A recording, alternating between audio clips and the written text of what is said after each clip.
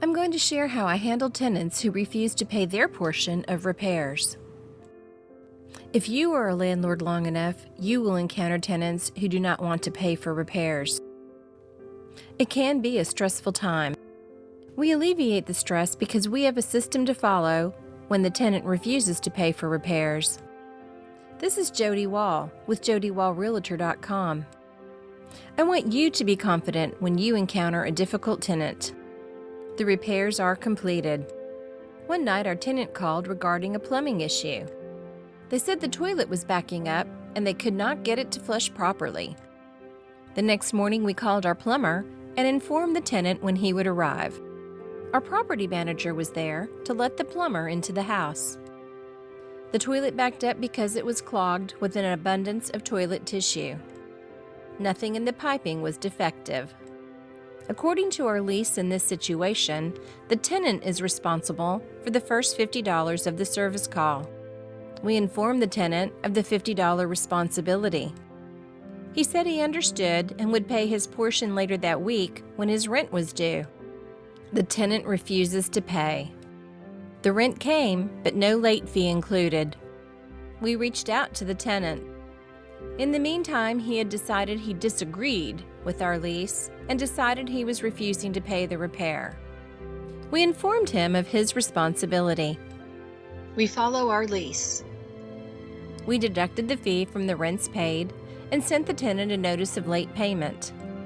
We told him the $50 was due on the next rental payment. In the notice, we quoted the section of the lease applicable to this situation.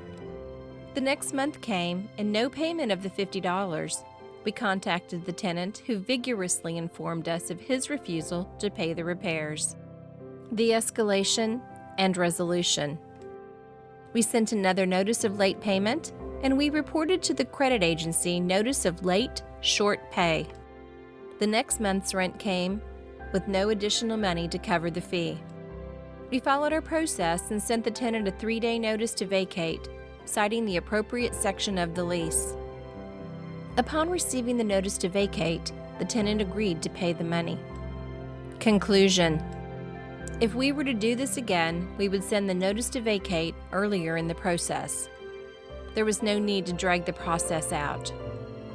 Our outcome was successful because we followed our defined process. 1. Our lease clearly defines the financial responsibilities of all parties with respect to repairs.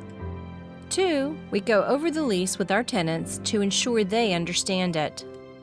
3. We sent our standard notices of late payment citing the lease, and we reported the late payment to the credit bureau.